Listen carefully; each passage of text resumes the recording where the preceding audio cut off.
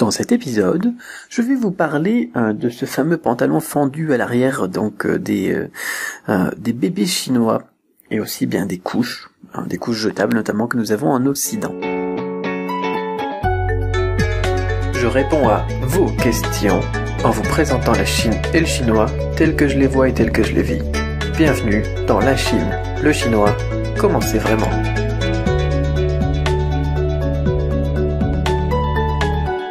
Bonjour, Cédric Beau, auteur de la méthode Cramp, et bienvenue dans l'épisode 86 de la Chine, le chinois, comment c'est vraiment, #LCL, Alors, j'ai une question aujourd'hui qui m'est posée par Florent, qui me dit qu'est-ce que c'est que ces pantalons particuliers de certains bébés en Chine qui sont fendus à l'arrière? On trouve pas du tout ça chez nous, donc signé Florent. Et d'ailleurs, de plus en plus, souvent, sur internet, pas de plus en plus d'ailleurs, de moins en moins même, les gens, ils se disent, tiens, voilà, ils ont des pantalons fendus, et ils font pipi caca partout, les bébés chinois et tout ça. Alors, on va faire un petit rappel sur aussi la logique que j'avais évoquée lorsque j'avais parlé des mouchoirs et du fait de cracher par terre au lieu de garder donc les glaires dans un mouchoir et les mettre dans sa poche, ce qui est totalement dégueulasse pour un chinois et inconcevable, et qui pour nous est la norme. Et bien là aussi, il faut essayer de mettre un petit peu de côté nos normes pour essayer de comprendre comment ça se passe et même voir pourquoi est-ce qu'on ne devrait pas faire pareil. Voilà, on n'est pas obligé d'aller jusque là, mais au moins donc s'ouvrir un petit peu à une autre logique. Parce qu'effectivement, pour les Chinois, l'idée de tout simplement d'avoir une couche et puis de se pisser dessus et de se chier dessus, c'est pas forcément très sain. Et effectivement, et les médecins et tout le monde vous le dira, effectivement, les urines et les selles plus la macération, effectivement, ce n'est pas très sain, tout simplement. Ce n'est pas propre, ce n'est pas hygiénique. Même si les couches jetables c'est quelque chose de pratique, on a un problème inhérent avec les couches jetables, c'est que l'apprentissage de la propreté est beaucoup plus lent pour les occidentaux que pour les Chinois. Les Chinois, ils s'habituent très vite. C'est pas la même éducation. Voilà, on va en parler après. Donc de cette fameuse éducation à la propreté. Je voulais donc aussi parler, donc pour rester dans la même logique de mentalité différente, sur l'idée d'écologie aussi.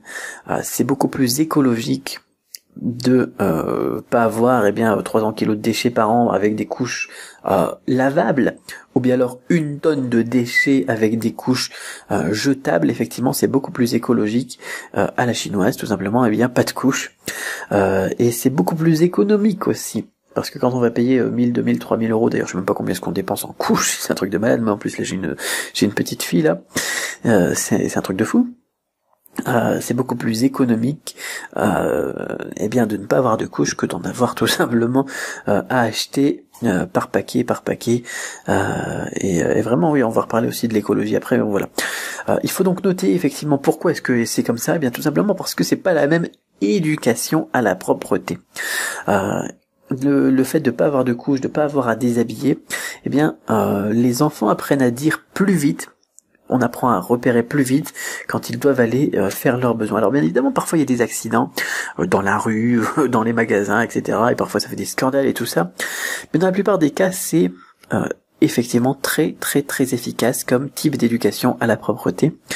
Les gens qui font leurs besoins partout, d'ailleurs, comme je le disais juste à l'instant, comme on voit dans les médias, ne sont pas la majorité. La majorité sont propres. La majorité, les parents, les grands-parents, ils arrivent à voir quand l'enfant doit aller aux toilettes, parce que justement c'est le but de cette éducation à la propreté.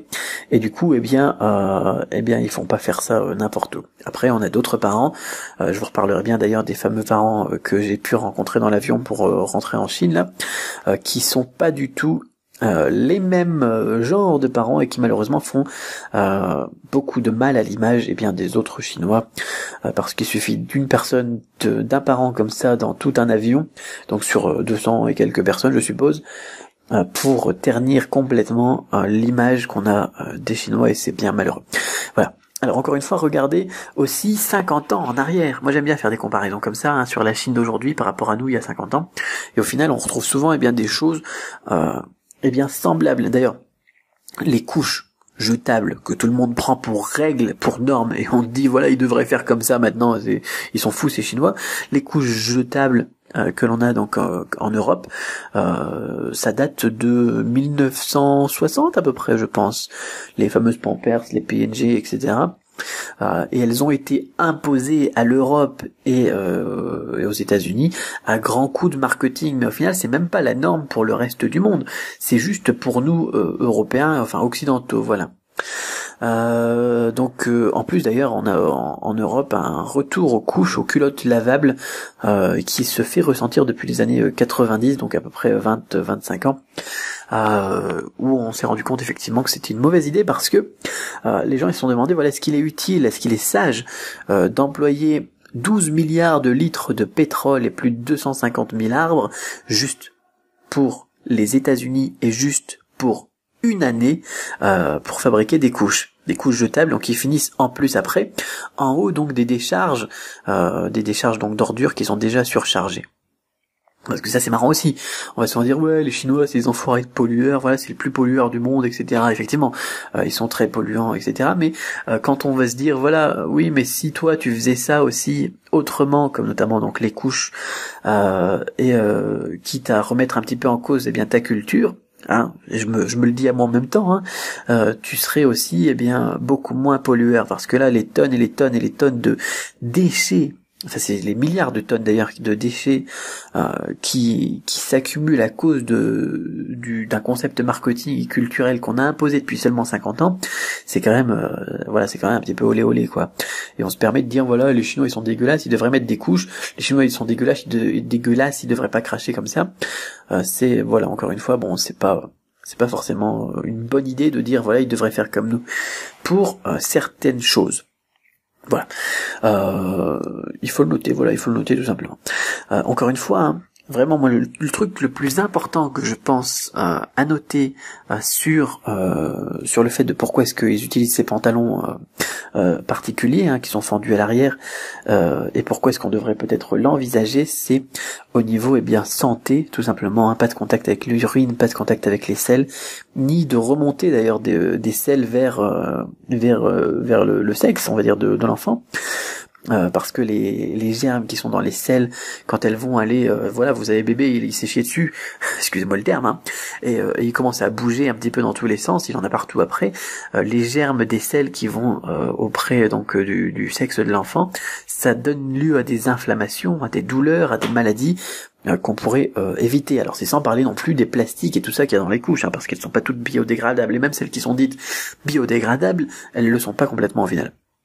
Il faut généralement 500 ans, je crois, pour qu'une couche ça se dégrade, parce qu'il y a toujours des plastiques et tout ça. Hein. C'est pour ça qu'ils ont besoin de pétrole et tout ça pour faire des couches.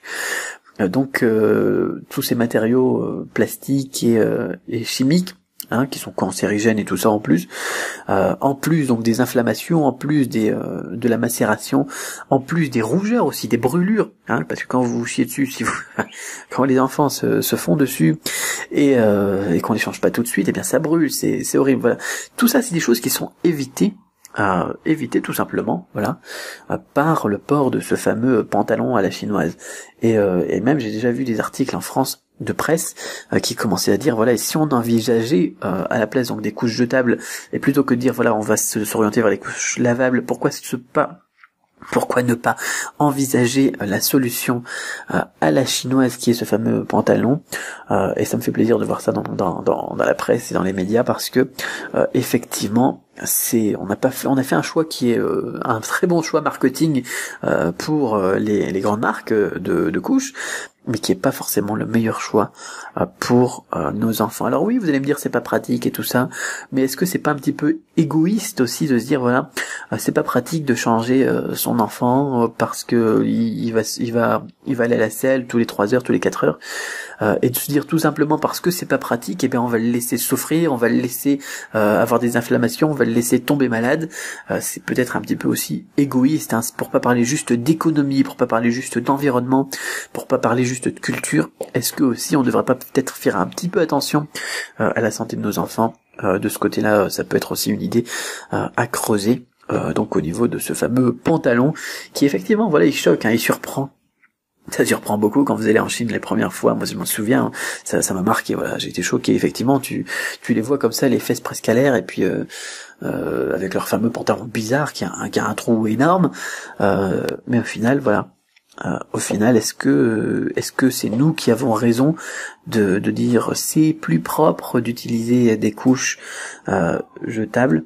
Ou est-ce que c'est eux qui ont raison? Là, je vous laisse bien vous faire votre avis. Mais j'admets, et même moi, je suis pas passé au pantalon bizarre. J'admets que c'est pas facile de regarder ça et puis de se dire bon, il faudrait que j'essaye ce fameux pantalon troué là pour mon enfant. Effectivement, c'est une réflexion qui est difficile. Et faire un podcast d'ailleurs en défendant un petit peu ce fameux pantalon, c'est aussi quelque chose qui est un petit peu difficile. Mais c'est comme pour tout. Voilà, il faut casser un petit peu les préjugés et garder l'esprit ouvert. Hein, comme je le dis à chaque fin de podcast, pour au moins essayer de comprendre pourquoi ça se passe comme ça, et que peut-être c'est pas une si mauvaise idée. Voilà. Bon, moi j'ai envie de dire, voilà, je vous le confirme, c'est quand même difficile pour moi de faire passer ma fille comme ça sur ce système, mais au moins voilà, je comprends, et je vais pas aller voir les Chinois en leur riant au nez, en leur disant ah il y a un gros trou dans son pantalon, c'est un gros dégueulasse, c'est voilà. Tout simplement. Au moins respecter et comprendre la culture de l'autre, c'est important. Posez-moi vos questions sur du-chino.com/questions. En attendant, réagissez. Qu'est-ce que vous en pensez, vous, de ce podcast spécial couche? Voilà, c'est une question un peu spéciale. Dites-moi ça en commentaire. Et puis, encore une fois, on garde l'esprit ouvert et ensemble, on tue les préjugés. On se retrouve très vite pour le prochain podcast.